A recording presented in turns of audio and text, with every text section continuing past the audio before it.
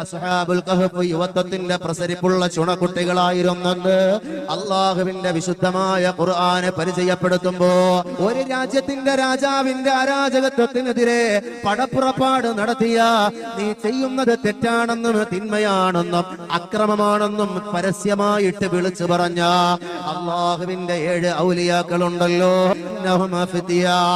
ആമനൂ ബിറബ്ബിഹിം ഫസിദ്നാഹും ഹുദാ. ഒരു കൂട്ടം യുവാക്കളായിരുന്നു അന്ന് ഒരു രാജാവിനെതിരെ തിരിഞ്ഞതെന്ന് യുവത്വത്തിനെ എടുത്തു കാണിക്കാൻ അല്ലാഹ് പ്രതിപാദിക്കുമ്പോ അവരെങ്ങനെയുള്ള യുവാക്കളെന്നറിയോ? അവർ അള്ളാനെ കൊണ്ട് ദൃഢമായിട്ട് വിശ്വസിച്ചവരാ, എന്നിട്ട് ഒരു രാജാവിനെതിരെ തിരിഞ്ഞവരാ.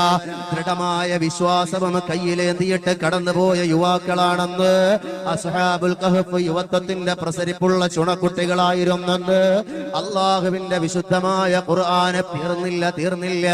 മഹാനായ ഇബ്രാഹിം നബി അലൈഹിസ്സലാമിനെ പരിചയപ്പെടുത്തുമ്പോ ഖാലൂ സമിഅനാ ഫതാ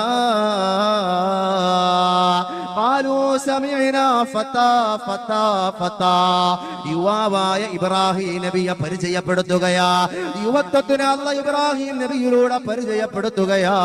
ഖാലൂ സമിഅനാ ഫതാ. ഈ ഇസ്ലാം എത്രമേൽ നിന്റെ യുവത്വത്തിന് പ്രാധാന്യം നൽകിയെന്നറിയോ? ഈ പ്രസരിപ്പുള്ള കാലത്തിന് എത്രമാത്രം അല്ലാഹ് പ്രാധാന്യം കൊടുത്തെന്നറിയോ? യുവത്വത്തിന് ഇസ്ലാം നൽകുന്ന ഏറ്റവും വലിയ പ്രാധാന്യം എന്തെന്നറിയോ? അല്ലാഹ് പറയുകയാണ്, നാളെ മഹ്ശറിന്റെ മണ്ണിലേക്ക് കടന്നു വരുമ്പോ അവിടെ കുട്ടികളുണ്ട്, യുവാക്കളുണ്ട്, അതിന് മുകളിൽ പ്രായത്തിലേക്ക് കടന്നു പോയവരുണ്ട്, അങ്ങേ തലക്കൽ പ്രായത്തിലെത്തിയിട്ട് മരണപ്പെട്ടവരുണ്ട്. വ്യത്യസ്തമായ കാലഘട്ടങ്ങളിലൂടെ ദുനിയാവിലൂടെ സഞ്ചരിച്ചു പോയ സർവ മനുഷ്യരെയും അവിടെ ഒരുമിച്ച് കൂട്ടപ്പെടുമ്പോ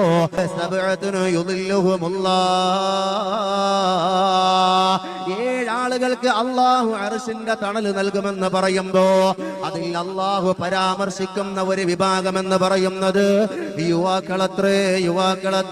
യുവാക്കളാണ് സഹോദരാ. അവന്റെ തണലല്ലാതെ, അള്ളാന്റെ അർശിന്റെ തണലല്ലാതെ മറ്റൊരു തണലുമില്ലാതിരിക്കുന്ന കാലഘട്ടത്തിന് അള്ളാഹ് അടയാളപ്പെടുത്തുമ്പോ അവിടെ ഒരു പ്രായത്തിനെയാണല്ല കൊണ്ടുവരുന്നത്. ഒരു പ്രായക്കാർക്ക് അല്ല തണല് കൊടുക്കുന്നതായിട്ട് ഹബീബായ നബി മുഹമ്മദ് മുസ്തഫ സല്ലല്ലാഹു അലൈഹി വസല്ലം തങ്ങൾ പഠിപ്പിക്കുന്നു. ചെറുപ്പക്കാരാ,